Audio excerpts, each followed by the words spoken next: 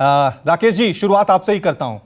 कल India alliance की तरफ से जो एक नारा दिया गया, जुड़ेगा भारत जीतेगा इंडिया, और राहुल गांधी कह रहे हैं कि ये जो विपक्ष है ये 2014 वाला विपक्ष नहीं है, 2019 वाला विपक्ष नहीं है, बिखरा हुआ विपक्ष नहीं है, ये वो विपक्ष है जो 60% जनसंख्या का प्रतिनिधित्व करता है और हम बीजेपी को बड़ी आसानी से हरा देंगे। राहुल गांधी का यह दावा। राकेश जी।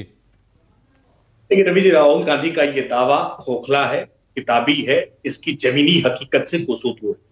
ये 60% का आंकड़ा किसी स्थिति में, किसी तर्क से, किसी कैलकुलेशन से ये ठीक नहीं हो सकता है, पहली।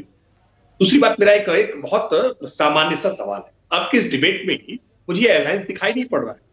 ये कैसा अलायंस है जिसके अलग अलग पार्टनर अलग अलग समय पर निकल करके साथ आकर के बैठकर डिबेट कर रहे हैं? आपकी इस डिबेट में अभी समाजवादी पार्टी अलग सामने बैठी हुई है, आम आदमी पार्टी बैठी हुई है, कांग्रेस बैठी है। अगर ये अलायंस है तो इनका एक कोई प्रतिनिधि आना चाहिए था और एक प्रतिनिधि एक स्वर में, एक सुर में बात करता। जो बात अभी राजीव जी कह रहे थे कि राहुल गांधी की प्रेस कॉन्फ्रेंस को लेकर के ममता बनर्जी ने आपत्ति दर्ज की, मैं आपत्ति दर्ज करा रहा हूं कि अगर ये अलायंस है तो अलायंस की तरफ से कोई एक प्रवक्ता आना चाहिए। ये भिन्न भिन्न प्रकार के प्रवक्ता बैठाते हैं तो फिर अलायंस किस बात? अरे एक ही बात जब कहनी है, एक ही एजेंडा रखना है, एक ही आपकी नीति है, आपकी एक ही नियत है, तो फिर कपिल श्रीवास्तव की, ज्योति कुमार सिंह की और आदिल अहमद की आवश्यकता क्या है? किसी एक नाम को तय करिए। सच ये है कि आपस में अपना प्रवक्ता एक तय नहीं कर सकते हैं, नेता क्या तय? हिम्मत ही नहीं, संभव ही नहीं है कि कोई नेता अपना एक तय कर पाए।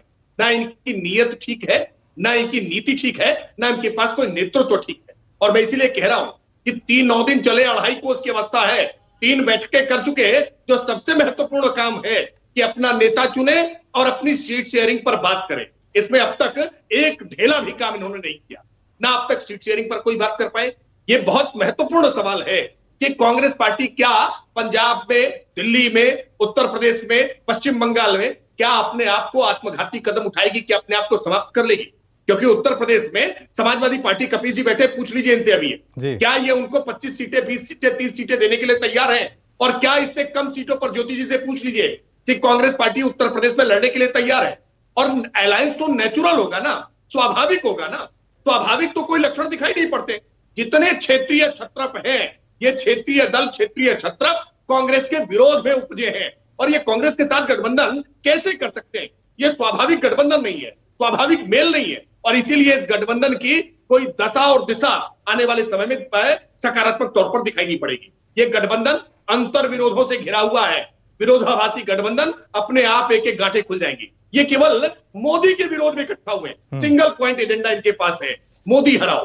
कोई मुद्दा नहीं है, केवल सामने मोदी है कि मोदी को इकट्ठा हराने के लिए एकजुट होकर के सामने बैठे हुए हैं। लेकिन इसके आधार पर जनता वोट नहीं देगी। जनता वोट देती है मुद्दों के आधार पर। आपके कनेक्ट जनता से कितना है, और ये कनेक्ट आज प्रधानमंत्री नरेंद्र मोदी जी ने स्थापित किया है गरीब कल्याण योजनाओं के आधार पर। आयुष्मान कार्ड दे करके, आज मुफ्त अनाज दे करके, आज लोगों 4 करोड़ लोगों को घर दे करके, आज 11 करोड़ जो है वो बिजली, आज सौभाग्य योजना के तहत बिजली के कनेक्शन दे करके हमने सामान्य जरूरत की चीजों को जो पूरा किया है ना, उसकी वजह से जनता से कनेक्ट हुआ है। और भारतीय जनता पार्टी का राष्ट्रीय जनतांत्रिक गठबंधन मूल्यों के आधार पर है, एक ट्रैक रिकॉर्ड के आधार पर है। और अभी राजीव जी कह रहे थे कि शिवसेना अब हमारी पार्टनर नहीं है। अरे नहीं है भाई, एकनाथ शिंदे जी के नेतृत्व में शिवसेना भारतीय जनता पार्टी के साथ में है और अब तो हमारे साथ एनसीपी भी है। अजीत पवार जी, छगन भुजबल जी के नेतृत्व में पूरी एनसीपी हमारे साथ में है। सच ये है कि ये तो केवल आज चेहरे लेकर के सामने है। सारा संगठन, सारी ताकत, सारी जो क्षमता है वो आज राष्ट्रीय जनतांत्रिक गठबंधन के साथ है।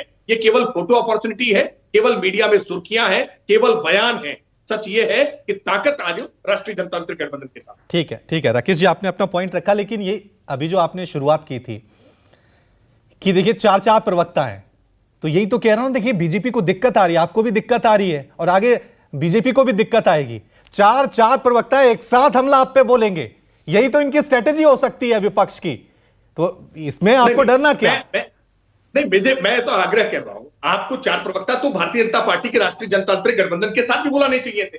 ये तो फिर आपने पर्सन नहीं होता है, हर डिबेट में होता है। गठबंधन के साथ, गठबंधन के साथ अगर आप डिबेट करना चाह रहे हैं तो राष्ट्रीय जनतांत्रिक गठबंधन वर्सेस I.N.D.I.A.